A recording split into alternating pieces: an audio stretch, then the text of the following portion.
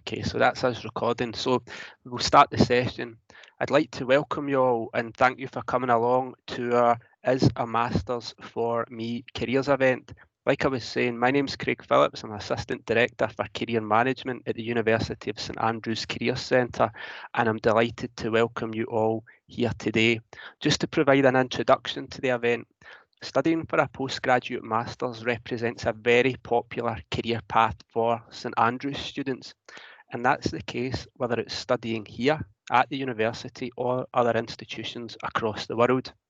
We know that our students go on to study at a wide array of courses. Now, whether that's a continuation from their undergraduate degree studies, perhaps developing into a more specialised area, or taking a completely new direction and retraining in a new academic or occupational area. We know that postgraduate study is very popular for our students.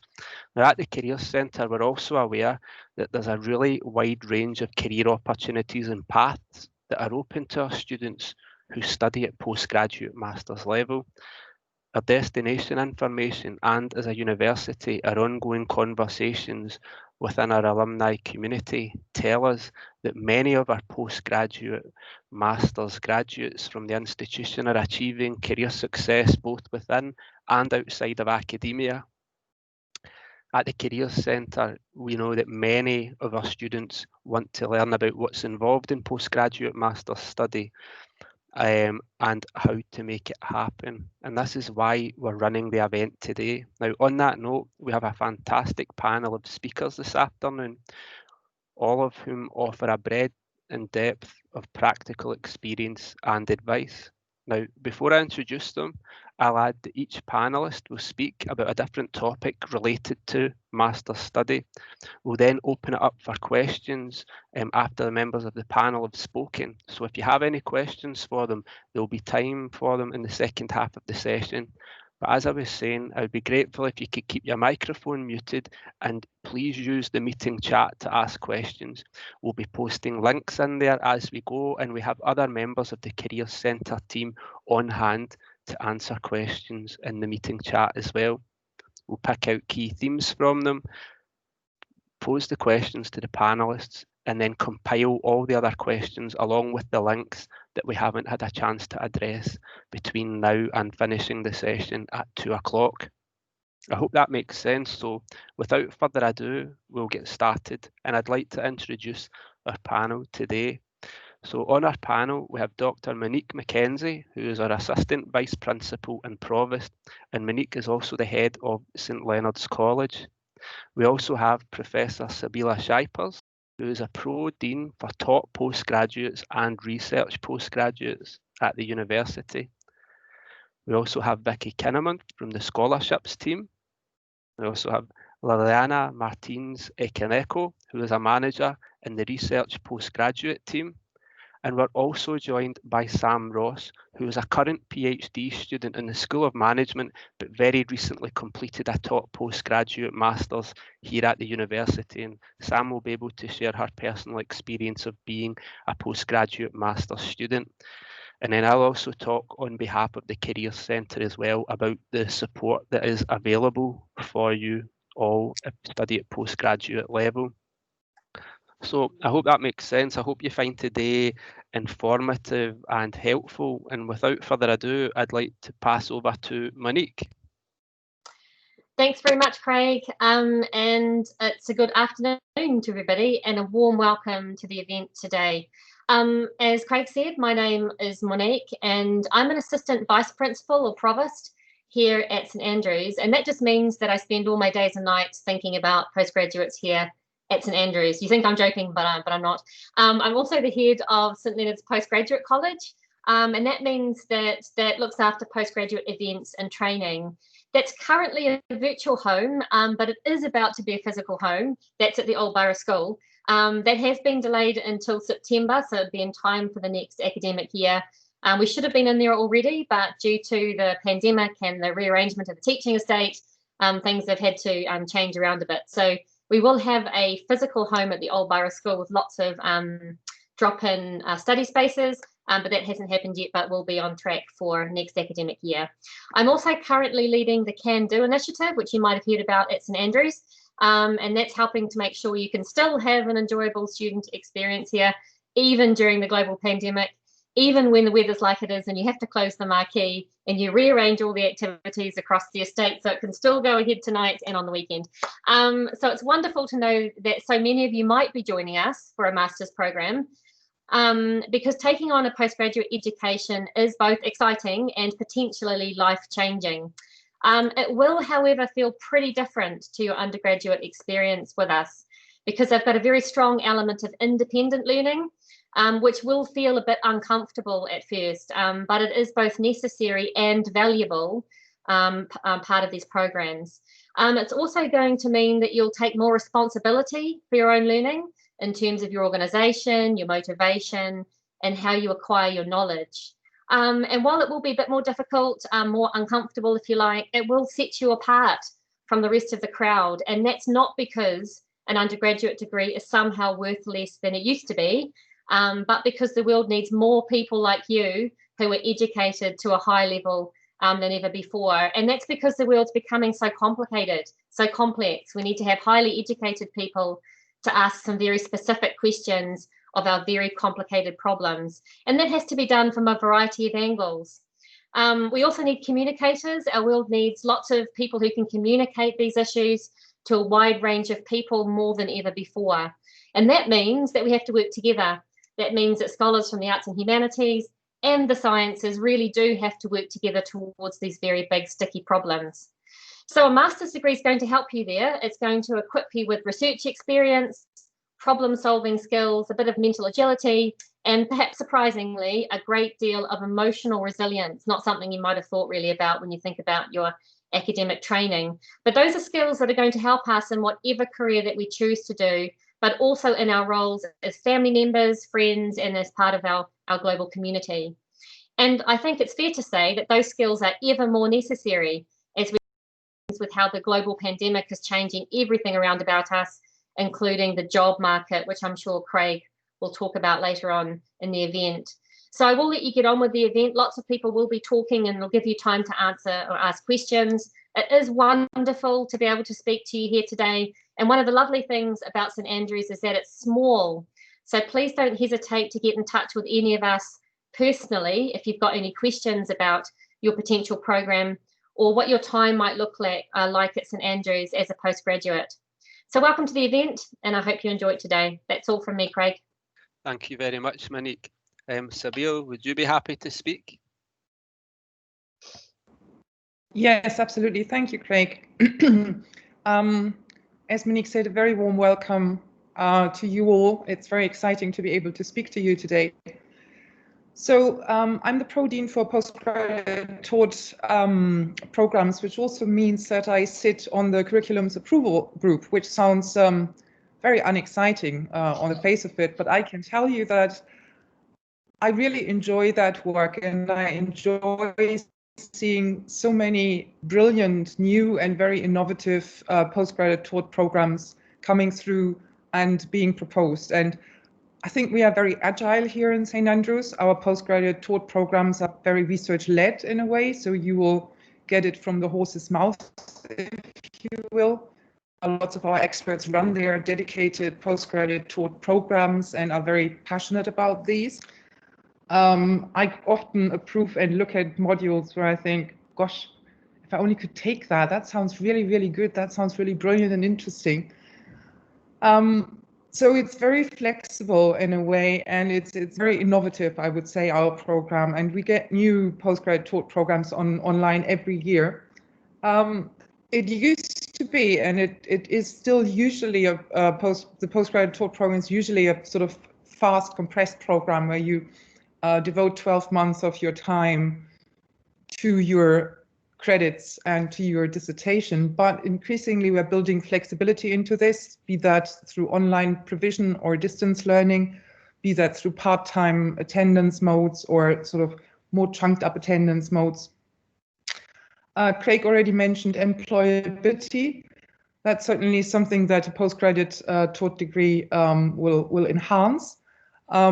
many of our programs now have a very pronounced sort of practical element that will almost kind of take you through to the workplace and has got a sort of accompanying skills development program integrated into them, so you will hit the ground running.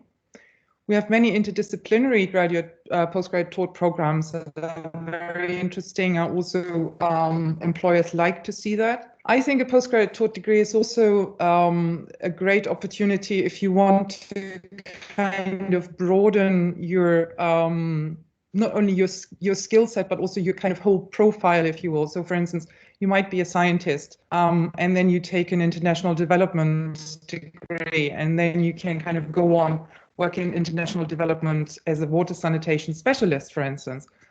So these kind of combinations we see increasingly, and they look very exciting and quite fulfilling for the candidates. But lastly, it can also a postgraduate taught program can also be a stepping stone to to further PhD, particularly in the arts and humanities, where basically a master's degree is required before you can be admitted into a PhD. But it also, as Monique already says, contains a research element that is in a way could be a stepping stone to a more independent career where you are expected to work independently just as well as sort of to further study in postgraduate research.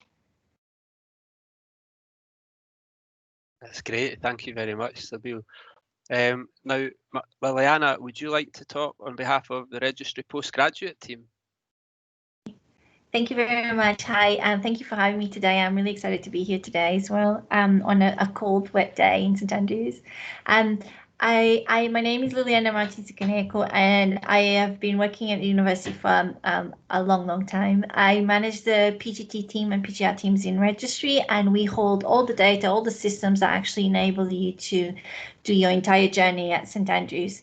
And here today, I'm here to talk to you about the application side of things and how can you apply. And after I finish speaking, I will enter quite a lot of key links and even our contact address here, so you can get in touch if you have more questions that are not addressed today. I have a few bullet points that I wanted to draw your attention to. I mean, as Sabile said, we have so many exciting programs that you might not be aware of, but we have over 100 programs, master's programs. That is a lot for an institution our size, and there's lots of new things coming up soon as well. I also wanted to draw your attention to the fact that, there are different ways of doing a master's program. So you might be thinking of doing it part-time, and you might be securing an internship at a company or something like that. And you could also do some of our programs at distance learning, and not surprisingly, these are increasingly more popular. Some of these modes of attendance, as we call it, will come with different strings in terms of your visa arrangements. So some visa arrangements might not allow you to do part-time studies. So just be mindful. I don't want you to get the wrong idea here that, you just need to be mindful of what type of visa you are on. And also I wanted to draw the attention to some key deadlines. Some programs operate on what we call the guarded field. So everybody applies and there's a deadline for the application, and the decisions will only be made after that particular deadline.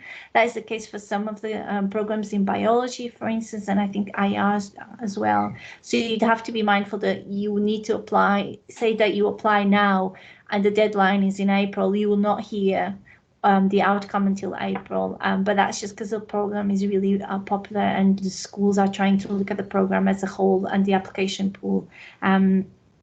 But I will also post the links for those deadlines on the chat box. Thank you for listening. If you have any questions, please do use this chat box, and I'll be more than happy to help where I can. Thank you.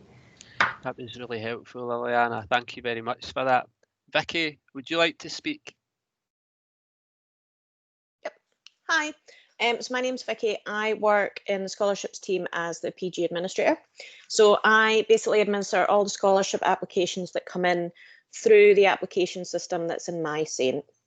The majority of these are university funded scholarships, or they're scholarships that are funded by donors that development work with.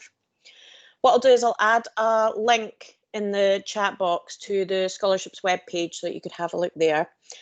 all the scholarships that we administer are applied for through MySaint. So you go in there and you can view the scholarships and funding catalogue. We do advise you to do that after you've applied for your master's course for 2021 entry, so that the scholarship application links to the correct course application for you. You can also check with your school as well, see if they have any funding available. Sometimes the schools have funding for different courses and that, so you could have a look there as well. The majority of our scholarship applications close on the 28th of January, so it is quite an early application deadline, but you don't have to have a course offer before you apply for our scholarships. As soon as you've submitted your master's course application, you can apply for the scholarships. But all the different deadlines and that, and all the details of the scholarships are on our webpage. So if you have a look there, or if you contact us if you've got any queries about them. Okay, and as I say, links in, and I'll add our email address in as well for contact. That's great. Thank you very much for that, Vicky. I know that funding and scholarships is a very important topic for many of our students when they are considering postgraduate studies. So that was really helpful. Thank you very much for that. And I think there'll be more questions to come from the audience. I'd now like to pass over to a current PhD student, Sam Ross, who's also our colleague at the Careers Centre. And Sam's going to share her experiences of being a postgraduate taught student at the University of St Andrews. So Sam, over to you. Hi, thanks, Craig. Hi everyone, welcome to this wonderful event. It's a shame that we can't all meet in person, but this will do. So as Craig mentioned, I'm currently a PhD student in the School of Management, and much to my family's dismay, when I started my undergraduate in St Andrews in 2015, I kind of decided that I just wouldn't leave. So I've done my undergraduate, I've done my taught degree here, and I'm going to stay on to finish this PhD and see where it takes me after that. So I thought I'd talk to you a little bit today about why I chose to embark on this journey. I certainly didn't set out at the beginning of my university career to do a PhD at all. So I actually started in the School of History, and thanks to the flexibility of the undergraduate programme in St Andrews, I quickly changed to management, actually in the middle of a tutorial, which I was not enjoying at all. And now I'm thoroughly enjoying working on my thesis and focusing on a topic that I'm really passionate about. It was actually a topic that I discovered in my undergraduate that attracted me to further study. So during my dissertation period for my undergraduate degree, I came across something that a project that I was interested in, but it was quite ethically sticky for an undergraduate to do. And so I turned it into a funding proposal instead. So I am funded by the SGSSS. My master's was funded on the 1+3 programme, and it was a very rigorous and adrenaline pinching process, but it was a good thing to do, and it certainly taught me a lot about resilience, if you want to call it that. So that was kind of what led me into doing a PhD, and I would say that the first thing that you want to think about when you're thinking about a master's is whether this is going to take you on to something or non-academic. So I had to make a decision very early on about whether I was going to apply for funding for just a master's or just or a master's and a PhD.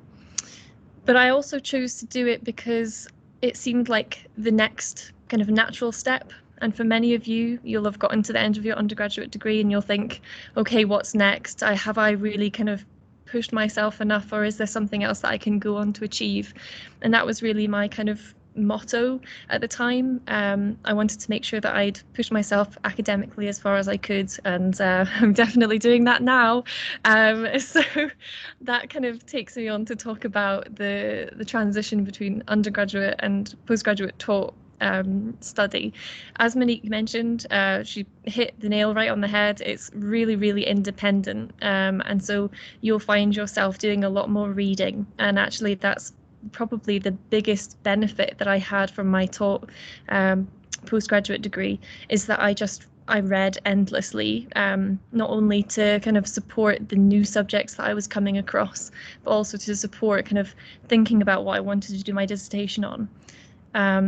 I'd say as well, it's a really good time to just take a step back. So from my undergraduate degree, I was very, very involved in extracurriculars. And if you come to St Andrews, hopefully when you come to St Andrews, you'll see that the bubble is full of opportunities for you to get involved in non-academic spheres.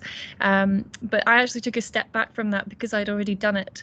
And so instead, I went to kind of volunteer at local organisations like museums and libraries and things in the East Nuke, which is actually still something that I'm keeping in with and has really supported my independent thought.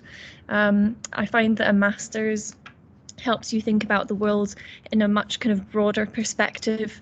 That's not to say that an undergraduate doesn't do that, but certainly when you come to your PGT degree, I found that I was far more able to kind of comprehend a lot more kind of, or a broader kind of array of perspectives on the world, and taking a step out from academic spheres and focusing on voluntary organisations, for a personal example, really helped me do that.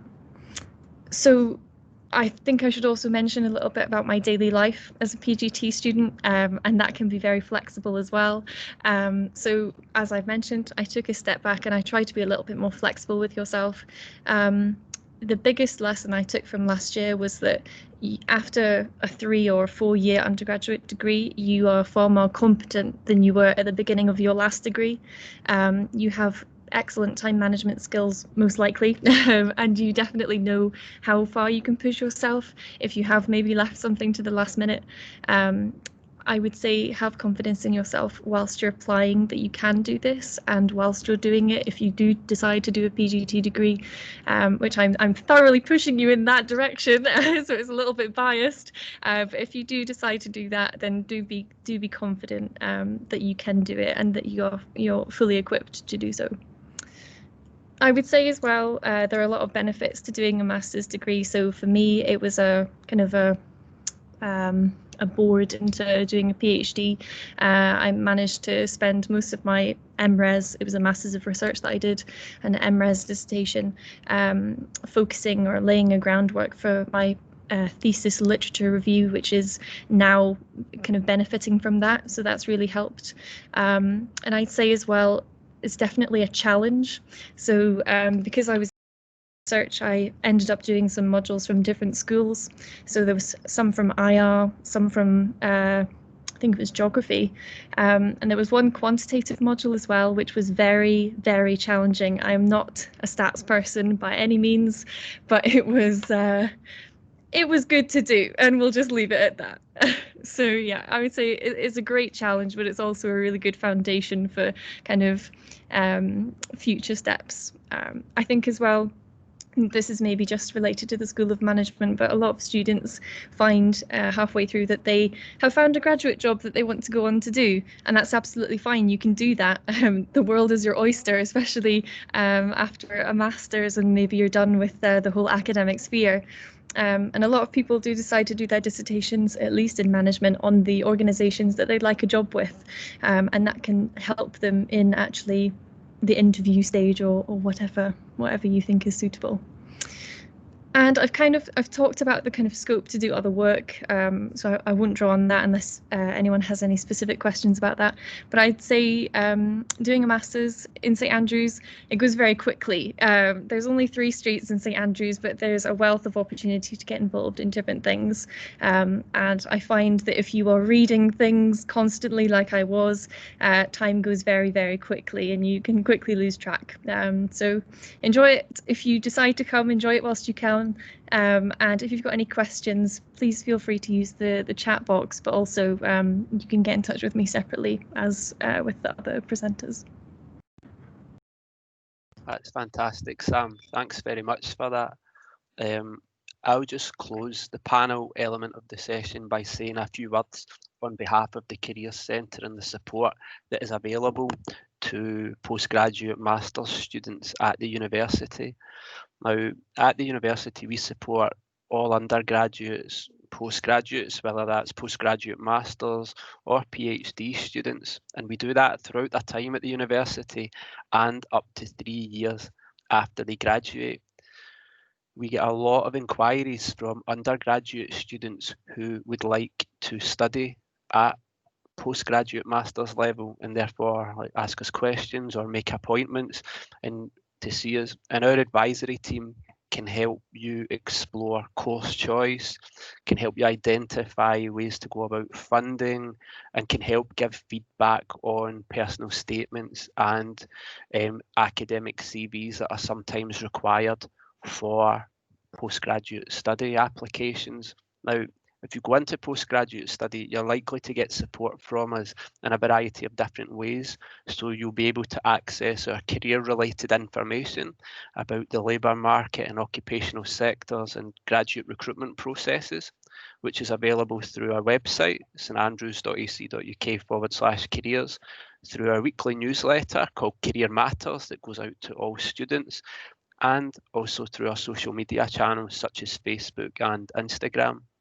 You'll also have access to advice and guidance, and we've got a friendly and helpful team of advisors that work with different academic schools and work with students of all disciplines, and we encourage you to make the most of that support. It's confidential, impartial, independent and non-judgmental, and it's available every weekday. In addition to the information and the advice and guidance, we also have a really extensive programme of events, and that's attributable to the fact that the university has a very strong reputation with employers. Lots of employers want to come on campus or hold virtual events, attend our themed weeks and career fairs. So there's a wealth of opportunities for you to hear about different employers, what they do and the sectors in which they work. Beyond our programme of events, our information and our advice and guidance, we also provide access to opportunities, and we do that in two key ways. We do that through advertising part-time, full-time graduate internship and volunteering roles on Career Connect, which is the university's online central careers hub. And in addition to that, we also host and coordinate a range of different work experience programmes, such as work shadowing, informational interviews with alumni, and also internships. So we offer a range of support for students, and if you're attending the event today thinking that postgraduate study might be for you, but you would like help exploring options or courses or thinking about next steps, then you're very welcome to make an appointment with the Careers Centre staff or reach out to us, and we'll be very happy to provide support. So with that in mind, we'll bring the panel element of the session to a close, and we're very happy to take questions. We've seen some questions are starting to come through now, so I'm sure that what our panelists have spoken about today will have got you thinking. Perhaps you might want to ask something, and you're very welcome to do that in the meeting chat. So before we take questions, I would just like to thank our panelists. I found that really informative, interesting and thought-provoking. Now, the first question that's come through is for Sam. Now, Sam, you've been asked a couple of questions here, and the first one is, do you feel that you missed out on anything by not going into the world, perhaps like the world of work, for a while after your undergraduate degree? And then the second question is, do you think that going straight into a master's is a good idea if you're not 100% sure about what you want to do? Perhaps you've got a few different ideas. So they're excellent questions, Yukiko. And Sam, over to you. So you've got great questions there, and they may make me reevaluate my life decisions. But so on the first one, you've asked me if I feel that I've missed out on anything. I would say that so during my undergraduate, I worked all throughout that time at the Career Centre that Craig is discussing just now. I also did a variety of internships, one, for example, at Enterprise Rent-A-Car. So a few at big corporations and a few experiences at smaller organisations. Additionally, between my undergraduate and my master's started, I was I wouldn't go into how I got this job, but I was a manager of a museum in St Andrews, and that, combined with the other experiences that I had, was enough to show me that there were lots of organizational phenomena that I would rather look at from an academic lens than a managerial lens for now. So I would say that because of the journey that I've had career-wise so far, and because of the opportunities that were kind of afforded to me through funding, I don't feel like I've missed out so far. If you ask me in 3 years' time if I am kind of itching to get into the workplace or if I still want to be an academic, then I might have a different answer. But that would be my answer for now. Your second question, you say, do you think going straight onto a master's is still a good idea if you're not 100% sure what you want to do after finishing your undergraduate? I think that's a really personal decision, and I think I'm probably speaking with a bit of a careers head on now, so Craig might take over from me. But I would say I wasn't especially sure what I wanted to do after my undergraduate either. Perhaps that's how I ended up managing a museum. I had some vague ideas of what I wanted to do. I certainly didn't know whether I was going to be an academic or something. It just seemed like the natural next step, and it kind of fell into my lap, as it were, in that I had applied and I had a proposal kind of ready to go. So that's kind of my half answer. Craig, what would you say? No. I think it's. I think you've answered it really well. We would never really encourage students to go on to further study because of a lack of ideas, just as something to do. It's really important that you make an informed and well thought out logical choice, like based on like evidence, like if your reason for going into postgraduate study, and there's support there to help you with that.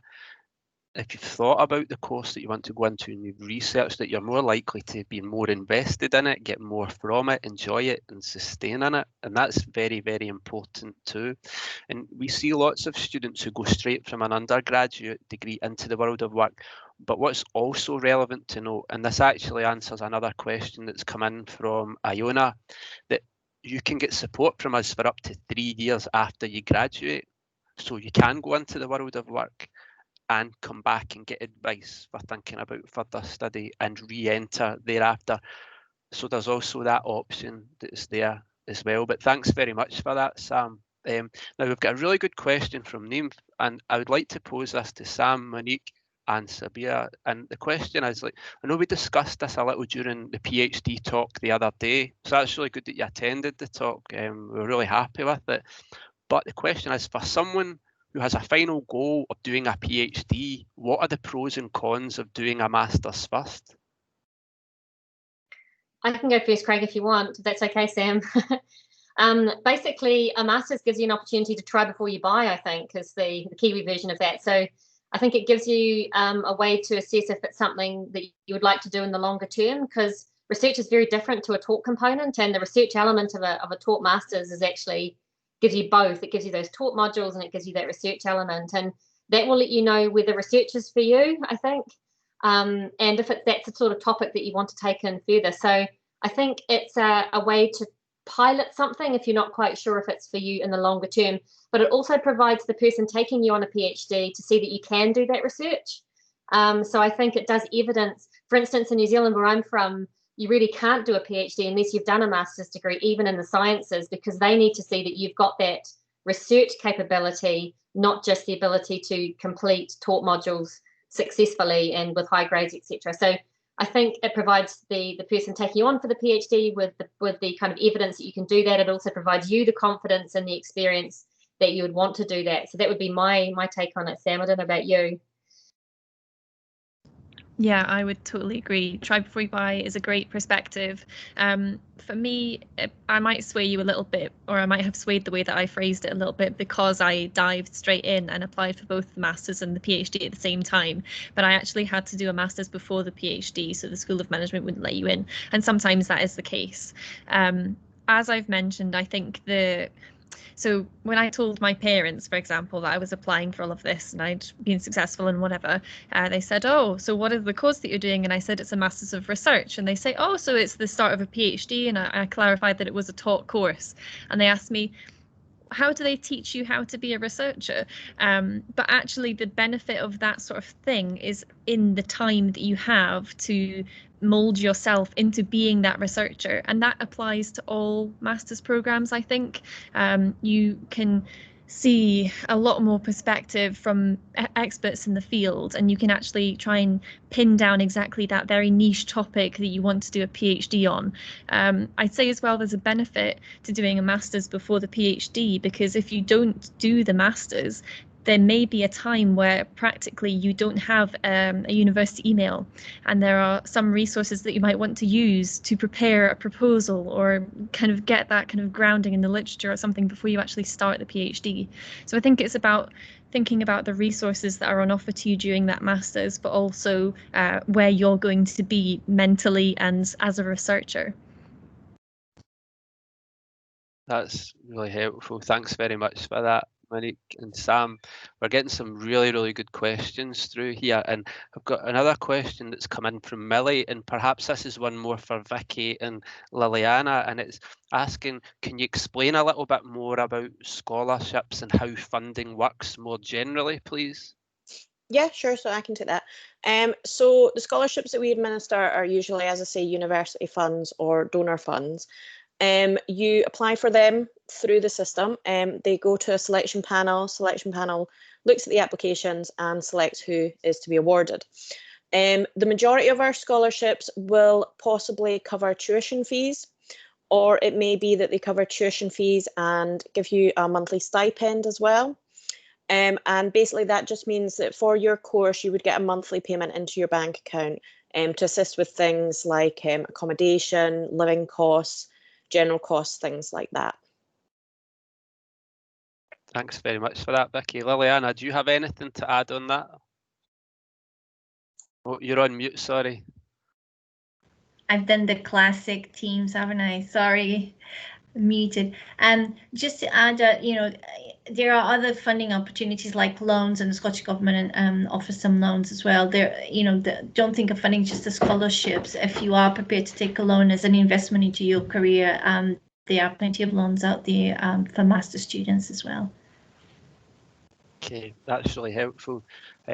Monique, you've added in there that stipends are available for childcare. Is there anything else that you want to add on that, or any other information about funding that you're aware of? Just that some postgraduate scholarships are well aware that we have a diverse set of students in our postgraduate community. Taught postgraduates is also research postgraduates. So please don't let that put you off. If you've got some questions, please come to us with some questions and we can see what we can do. We've made some special dispensations even for people who have multiple children who are on their own at PGR level, and we've been able to talk with the funders to provide top-ups for stipends and for maintenance costs. So please do, if you're worried about that, inquire with us about that, because we're very keen to diversify our student community, and you don't have to all come from the same kind of cloth, if you like, to join us. So please do get in touch if you've got questions about childcare and stipends and costs there. Yeah. That's really helpful. Thanks very much for that, Monique. We're increasingly seeing that as the university has a really diverse cohort of learners. We're being asked all sorts of very relevant questions about accessibility, accessing postgraduate studies. So that's something that's really important to be aware of, and a really good point. Thanks for that. We've had a question from Louise. I think it's a very interesting one. And Liliana, you had mentioned earlier, I think you mentioned there's over 100 master's programmes available at the university, which I was not aware of. And Louise is asking, how do you find out which master's programmes have that system where an application is considered in April, perhaps after a specific deadline, and not on a rolling basis? Yeah, I see your point. Thank you for that. That's a really good question. So on the deadlines that you've got, it will tell you that those that have deadlines usually operate like that. So the majority of programs that have deadlines is because they operate in that format. And the actual school will tell you that. But off the top of my head, that'll be biology and IR. They're the key ones that operate in that format. Okay, thanks very much for that, Liliana. Now, we've had a series of questions come in from Iona, and I think this is probably going to engage all of the panelists in different. The first question that we've been asked is, students are often encouraged to reach out and engage with a programme leader or a member of admissions to learn about a course before they apply for it. And Iona's asking, what sort of things should you ask? Now, if I start with that, at the Career Centre, we would encourage you to do your research into that course first of all. We would not really encourage you to ask questions that can be readily answered in a prospectus or in the details of a course page, but we would encourage you to think about how you learn best, perhaps the types of experience you would like to have during a postgraduate programme. So would you like a work placement, or would you like access to mentoring from alumni, amongst others? It's probably also important to think about the sort of teaching element within it. So Sam had mentioned that there was a lot of independent learning and reading, and that will vary course to course. So there's a lot of reflection that you can do beforehand, but there really is no such thing as a silly question. So we definitely encourage you to ask. But if I can pose that to the panelists, perhaps in particular Monique, Sam, or Sabia, if you have any thoughts. Yes, I mean, I was, if I can come in here, I used to run my own master's program in the School of IR. And so I would often meet students who quite impressively sometimes had made their way across the Atlantic to inspect some units and visit us. And I think, you know, what I would encourage students to think about is partly about what Craig has already said. You know, ask about what the kind of learning and teaching in this program looks like. How many contact hours do you have? What do they look like? How big will the group be? Will there be group work elements, depending on whether you like that or not? What's the format of the final module? Is that sort of bound to be a dissertation, which some might not like, or is there sort of more flexibility? Can you do a different project? Can you do you know, a movie or something like that? A different format. So I think all these things also have often been asked is, where do people go on to? What do they do when they finish? And that's something that a program director might know as well, because quite often students do stay in touch, and they just, you know, they want a reference, of course, but they also touch base and say, hey, this has really helped me, and I'm now working here and there, and I just wanted to thank you. So I think all around these things, program directors can tell you quite a lot about the specifics of the course. That's really helpful. Thank you very much for that. The next question that we've been asked is there a limit to how many master's programmes you can apply for? And that's within the University of St Andrews field. Liliana, do you have anything to say on that? Yeah, I do. Thank you. I'm very happy to take that question. So we don't set a limit at St Andrews, so you can apply to however many programs you'd like to. I would like to encourage you to think what message that puts across to the panel that might be looking at your application, because it shows that you're not focused, you know, you've not really decided. 1 or 2 programs is okay, but if you're then going on to, you know, multiple programs that you apply for, it just shows that you really don't know the path that you want to do. So I would be careful in putting on multiple applications. I mean, there's some other students that do strategic applications to multiple institutions. I can possibly comment on that. But I would like to encourage you to think, what is it that you'd like to do? What is it that would, I mean, at the PGR session, we talked about this buzz. What is it that makes you happy, and where would you like to be?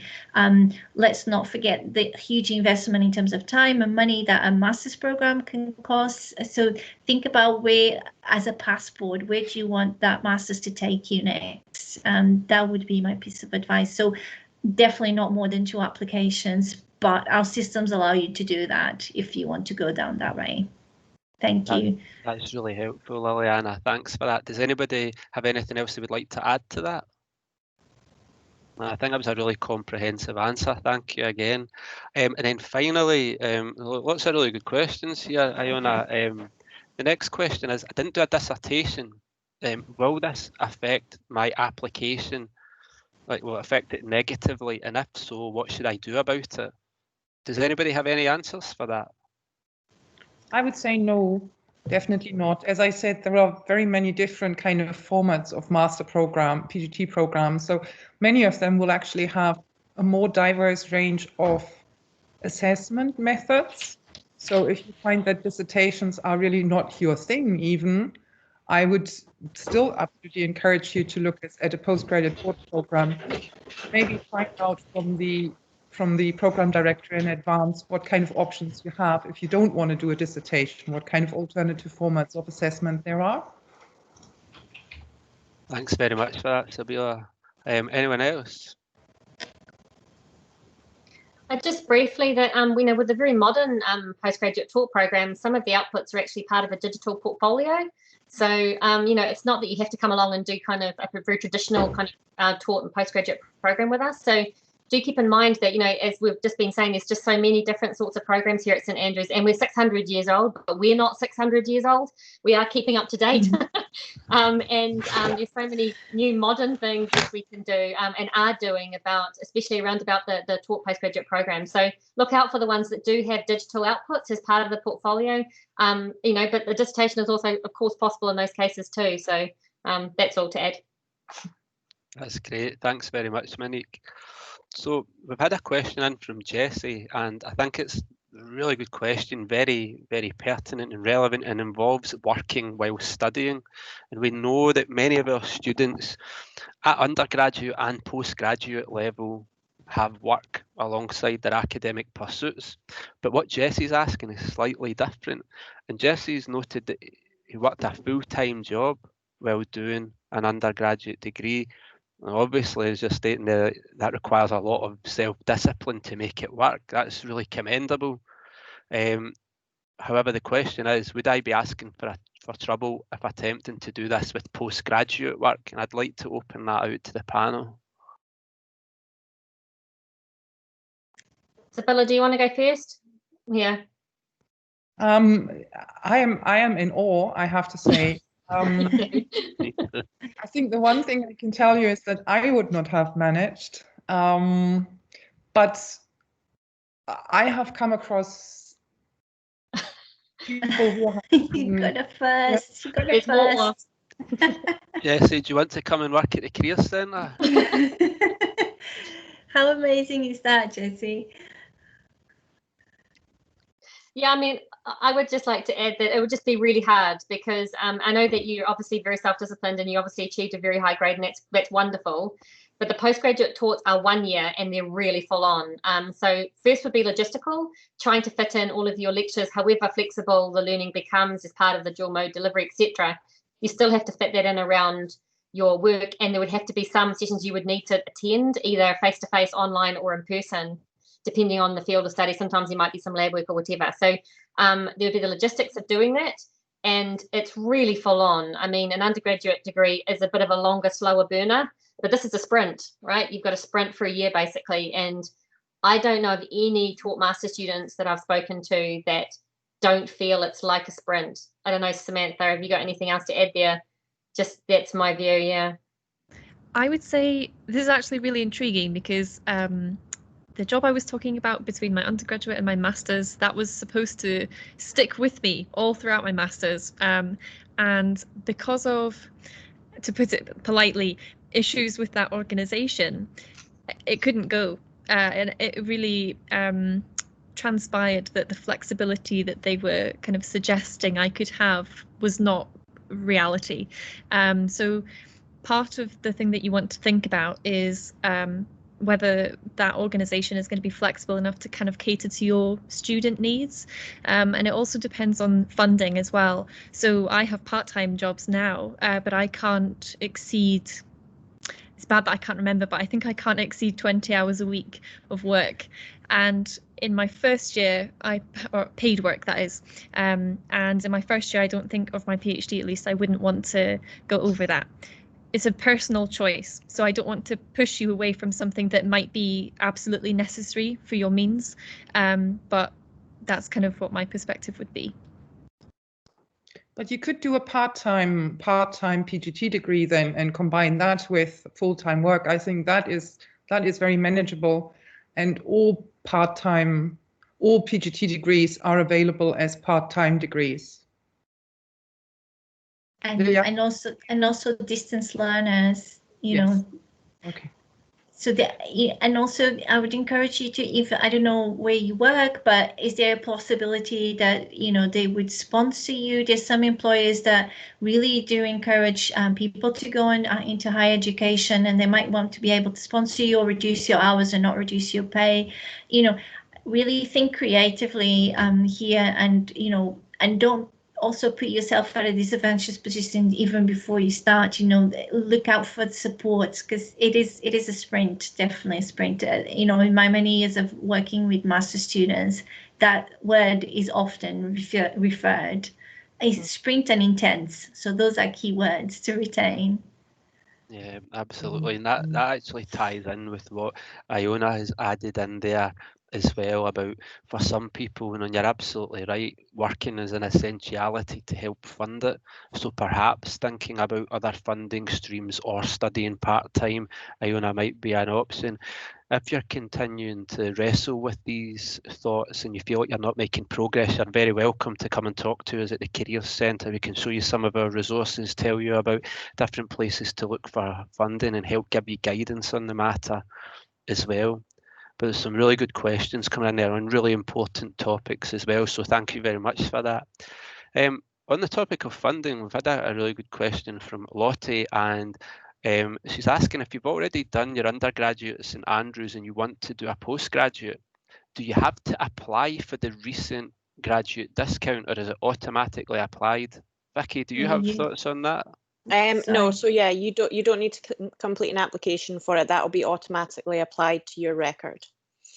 That's really helpful.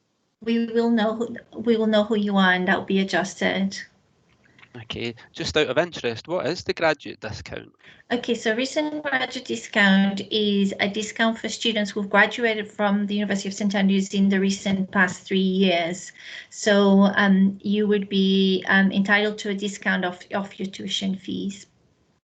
Okay. And there is more, so we will know that you've been a student with us, and when we invoice you for your tuition fees, that discount will be offset from the tuition fees.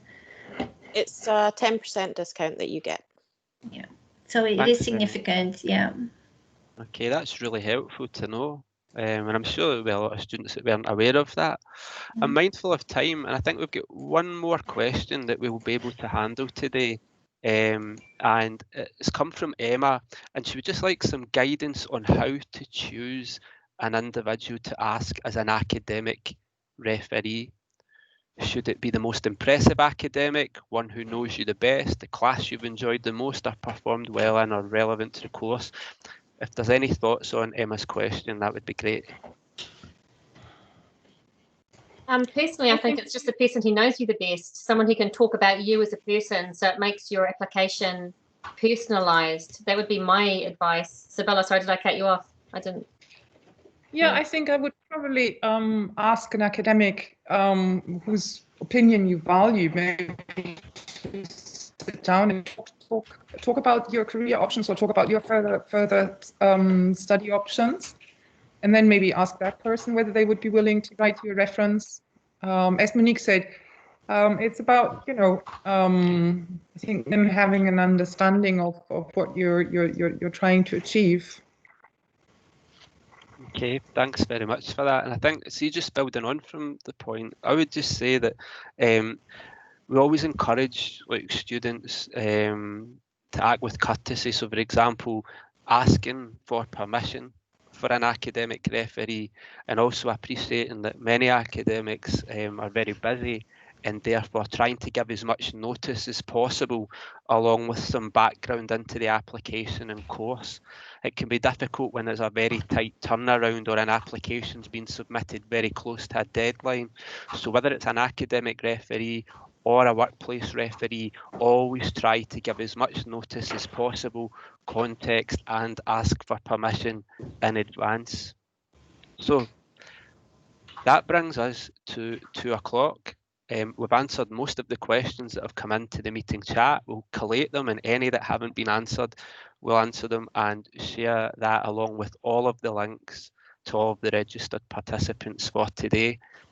Before I bring this session to a close, I would like to thank all of you for attending today. I hope that you've found this session informative and as useful as I have. On behalf of the Careers Centre, I would also like to thank our panellists for giving up their time today to come and share their experiences, their thoughts and their ideas, which has been of great benefit to us all. So I'd like to thank Monique, Sabila, Liliana, Vicky and Sam for their time. We really appreciate your support for what you do for helping us at the Careers Centre. So thanks very much, everybody. Enjoy the rest of your day and hope that the forthcoming exam diet goes well for you and that you have a restful break at Christmas. Okay, thanks everybody. Have a good day. Thank you. Okay.